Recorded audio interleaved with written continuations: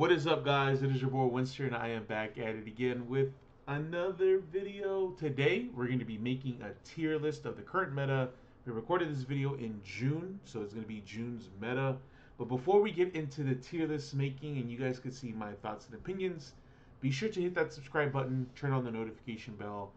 We're ever so close to hitting 3,000 subscribers, and it's thanks to every single one of you. So I want to say thank you for always supporting. If you guys want to support more, make sure that you guys hit that notification bell as well. And while you're at it, make sure you guys check out the description box. There's going to be a very active Discord. You guys could join up the community, come and talk with me directly, or talk to the community if you guys are trying to play or learn Yu-Gi-Oh! Or just need some help. Also, be sure to check out my TikTok, Twitter, and Twitch. Everything's going to be linked down below. If you guys are looking to buy some Yu-Gi-Oh cards, I do have a TCG player market. If you guys want to buy cards for me directly, support me there as well. Let's jump right into today's tier list. And here is our wonderful tier list. We got tier 0, the best of the best in the current format. These decks have so much representation, super consistent, super strong decks. And then we got the tier right underneath that. We got tier 1, very consistent deck. Maybe not the best of the best, maybe doesn't have that much representation, huge events, very strong decks. And then right under that, we got those decks that are almost there. They have the potential to being super strong decks. And then we got tier 2, and that is almost roguelike, some representation, can be fragile, can be weak, but if pops off, they're able to set up some okay boards. And then we got Joer. You don't want to be in Joer. It's Joer for you if you are. So first off, I want to talk about Voiceless Voice, a very powerful strategy in my personal opinion. Hands on a very nice board, depending on what build you're playing. Skull Guardian being the Omni-Negate 4000 beat stick. They end on low on the field as well. They sometimes, depending on the build, end on Colossus, Thunder Dragon Colossus, or they end on Mirror Jade if they're playing the Fusion. They could also play Kashtira, could play with Centurion. I've even seen with synchro-based strategies. I think that's the beauty of the deck, that it could just mesh with other engines and just be a powerhouse. I do think that there are some downsides to playing the deck, and I think that's what prevents the deck from reaching that next level of being like tier 0, tier 1, but it's right there. It's on the line, and I do think that it could compete, and I do think that it could place well, and there's plenty of evidence showing that it can. But there are still pieces missing, in my personal opinion, that could really catapult it to that upper echelon.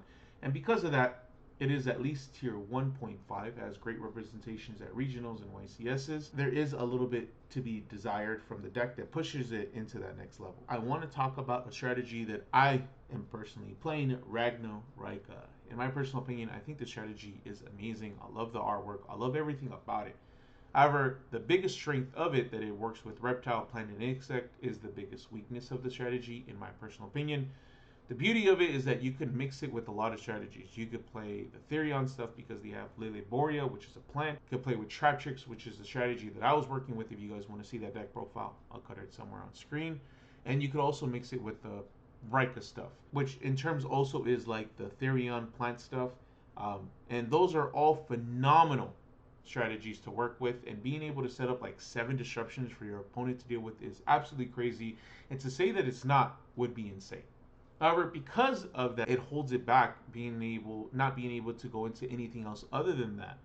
Not being able to go into like SP Little Knight, not being able to go into like a Zeus, not being able to go into like Access Code is what I personally think really holds this deck back. And on top of that, I do feel like there are pieces missing to the strategy that doesn't propel it into that next echelon. And hopefully time could tell, and we get more support for the strategy, and hopefully we get the ability to not get locked out so early in the combo, or not get locked out at all. But that's just me hoping that, this deck just becomes tier 0. Because if it gets something like along those lines, I think it's strong potential to be tier 0. But I think tier 2 is a perfect place to play it. It's not Jover. I think there's a lot to discover with this deck, find out. But I also think there's a lot to be needed for this deck could really go into those next levels. Dragon Link. I think Dragon Link was the archetype or the strategy that really blew up my YouTube, because there was a lot of shorts that I was making at the time that really centered around Dragon Link, and because of those videos, I am where I am today. But man, it is not good for the strategy. It is not good for the strategy. Maybe with the new Red Eye support that is coming out, or maybe like Bended Keith, maybe it propels this deck to, or this strategy to the next level, but it's not good, man. The fact that Savage and Barone are banned, the two strongest monsters that this deck could put out, very easy, very early on in the combo to deal with like hand traps. Given the Vistios do give it another lease on life and still be able to play, but it's tough. It's real tough. But IP Masquerena is still a strong card. Appaloosa is still a strong card, and this deck still has access to those. And you could mix the Bystials with like other stuff, but I think at that point it loses itself. It is no longer Dragon Link, right? It's like maybe Runic Bystial. So because of that, I do think that this deck is borderline Rogue. If not, I would say it's Jover for it because we're missing so much of the extra deck, so much that this deck was able to abuse, and place it maybe a little bit higher. But if it wasn't for those extra deck monsters, I'm gonna say that it's Jover for the deck. So the next strategy is a strategy that I am playing as well, man. I play a lot of strategies now that I really think about it. Illusion Chimera. If you guys want to see the deck profile, I'm going to card it somewhere on screen so you guys could check it out. That way you guys could get the help that you guys need if you guys are looking for it. But keep your eyes out. There is another build coming out very, very soon. An updated version. There have been a lot of changes. There's some things I even took out completely. So if you guys want to watch that, be sure to subscribe and hit the notification bell. But this strategy is really good, as a good amount of representation at events. And I think it's a very powerful strategy. Being able to be mixed with a branded strategy to fuse, or you could play pure, playing Illusion Chimera. There's a lot of ways that you could play this. But a lot of the time, branded does lock you with branded fusion. You're locked for the whole turn if you want to drop that branded fusion. For Illusion Chimera, you're able to go into other pieces like Chaos Angel, go into Typhon if you needed to, go into Zeus, SP Little Knight, before you're locked when you summon Baphomet. But I do think this deck has an ability to play through hand traps like Imperm, Effect Failure, and has a lot of great engine like the Patchwork engine, which allow the deck to really take off when you need to fuse, and has the ability to dodge those Imperms and Effect Failures because you have the Quick Play Fusion card, which is absolutely amazing and not even once per turn. However, because you have to play so much engine, it leaves a little bit to be desired. Because you have to play so much, you don't have the ability to play a lot of board breakers or hand traps. You can play a mix of both, or you have to hard commit to one. And a lot of the time, that doesn't leave a lot of space. And sometimes you may brick on that. But it does have the ability to play Super Poly, a very powerful card in any kind of meta, because you're able to just go into Gorilla or go into Mud Dragon, which is crazy. I really think that this deck is on the verge of being the next best deck. However, I would definitely put it at the end and before, after Voiceless Voice. Definitely Voiceless Voice is better than the Illusion Chimera in my opinion. Everyone's favorite OTK machine. We got Tenpai, a very powerful strategy in my personal opinion. I mean, there's not really much to talk about this strategy, right? It has a one-card starter that does 13,000 under Pot of Prosperity, which is freaking insane. It's a going second machine, plays tremendous amounts of hand traps. Could play Shifter, could play Ghost Ogre, could play Ash, Effect Veiler, Imperm, could play Lightning Storm, can play so many going second cards, which is absolutely crazy because they only need the one normal summon to be able to pop off. On top of that, they have a very powerful common field spell that makes it so that your fire dragons are unaffected by your opponent's activated effects during the main phase, which is freaking crazy. And it could be used as bait because not only is it a starter, but your normal summon is a starter as well, which is insane, man. This deck is crazy in my personal opinion. Has a lot of great representation. The fact that you could OTK under Pot of Prosperity just speaks volumes of the deck. Obviously, there are some weaknesses, right? You have to play so much non-engine, and there's not a lot of engine in the deck.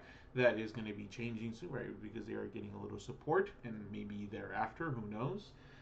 But because you can play such powerful hand traps, you can play a powerful going second card. I think the strategy is super, super powerful, and definitely tier 1 in my personal opinion. The Melodious strategy, probably one of the newer strategies. This is really, really good. Recently came popular.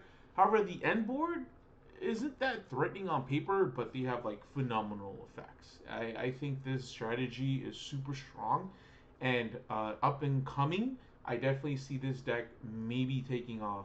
Once we get like a ban list, I definitely see this strategy just being possibly the next best thing. It's not quite tier one in my personal opinion because there's not a lot of representation. It's a lot newer, and maybe people are still figuring it out. And maybe the end board is a little bit to be desired, but I think it's super strong. It has a lot of potential. Hopefully, we get more support because I know a lot of people are a fan of the mommy milkers, and people want to see want to see that a lot more. And I get it. I get it. There's waifu tax in Yu-Gi-Oh, but I don't think it's at tier zero or at tier one. And it's on the verge of becoming tier one, in my personal opinion. But only time could tell, but those are just my thoughts on it. So we got Kashtira. Ever since the banning of Arise Heart, I feel like a lot of people were sleeping on this deck. And I don't know why. This deck is still super powerful. The engine's amazing, great cards, allows you to go through your opponent's extra deck and find out what they're playing, and that's super important in the tournament. Being able to play powerful cards like Fenrir, banishing cards face down, and then Shangri-Era being able to lock all your zones, and then all of that being able to mix with other strategies like Pearly, Sprite, Tier, Snake Guy probably being the most popular, and even just splashable, right, in other strategies, which is what makes this strategy so versatile. And I forget that people, or I don't know why people forget that this strategy on its own could be very powerful.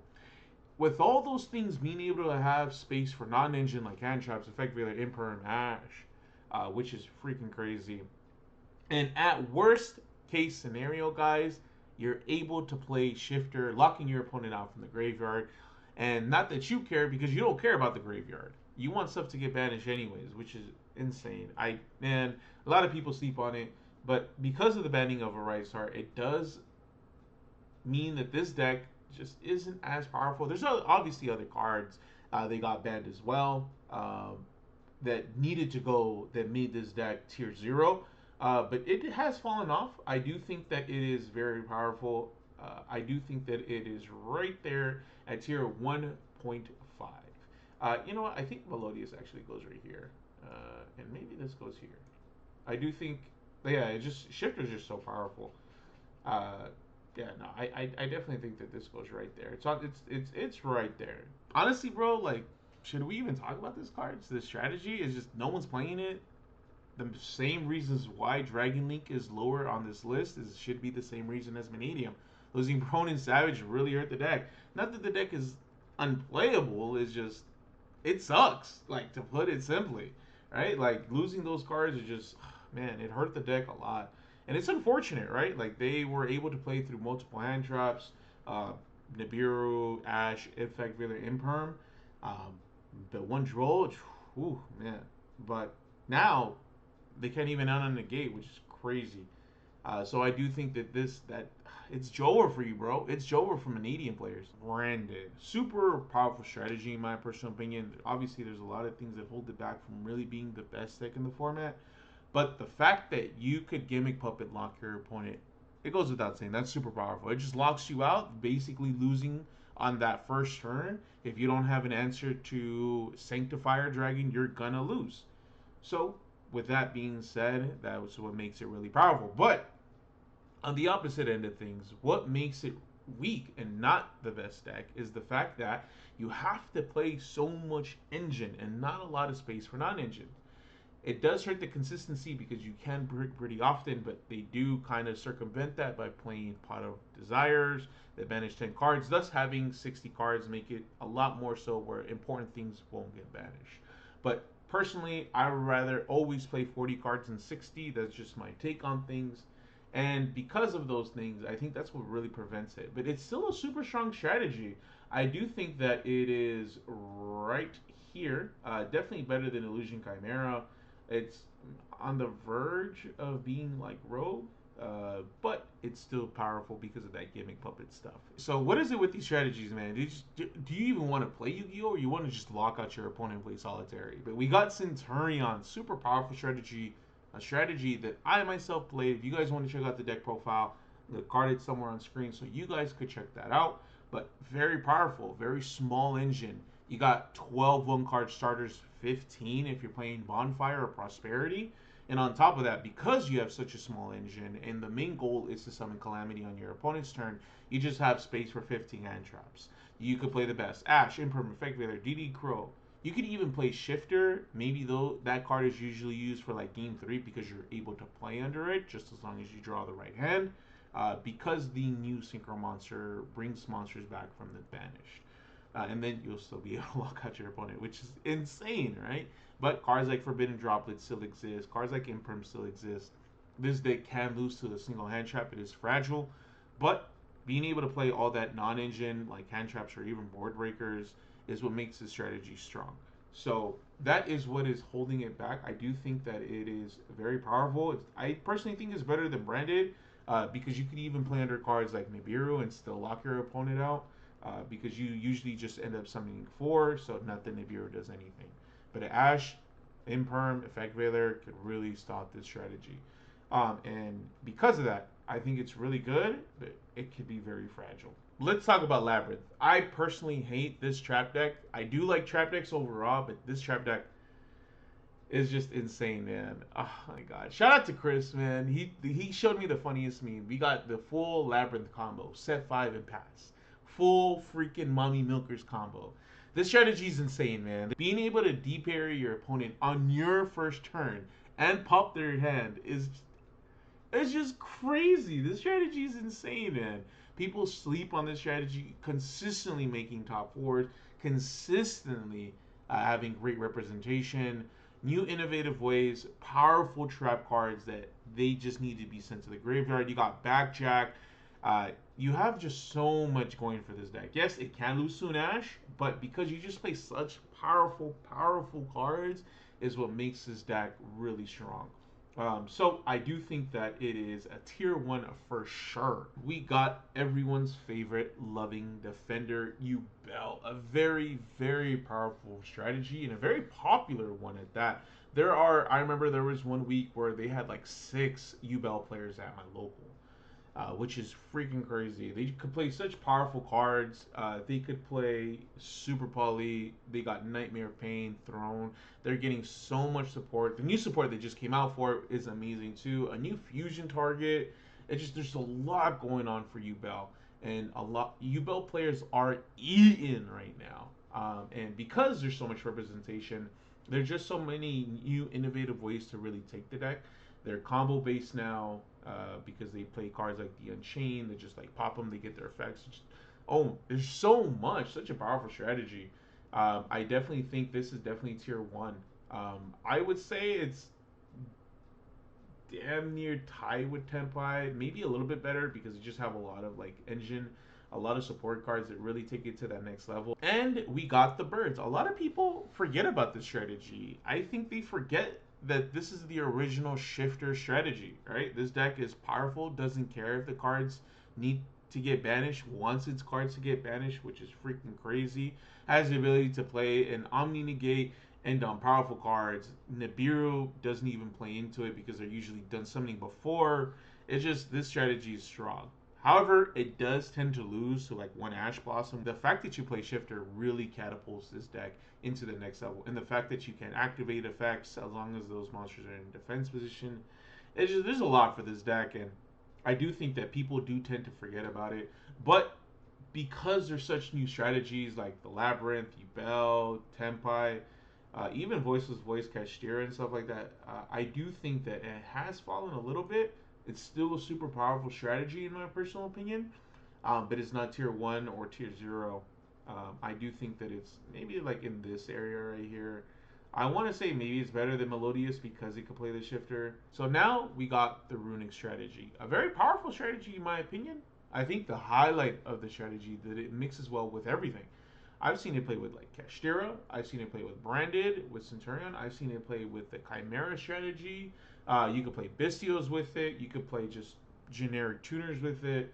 There's just so much that you could really play with the strategy. But the fact that you can't attack and it's more of a control-based strategy is what I think it hurts. What hurts it. So I think that it's not super high on the tier list, but it's a very strong candidate. I think it's in the area of like Branded being a very control heavy strategy. Okay, we got Trap Tricks, another strategy that I played. If you guys want to check it out, I'll link it somewhere up on the screen. But recently I ended up working it with Ragnarika because you use plant, insect, right? Like, it doesn't really care the archetypes. But being a trap deck is what definitely holds it back. But if able to play a lot of non-engine, you could play I think up to like 12 non-engine. If it's just pure, maybe 9 if you're playing it with Ragnarika. But it has very powerful cards, right? It could play through Nibiru. That's very powerful. Link 1 monster being Sarah.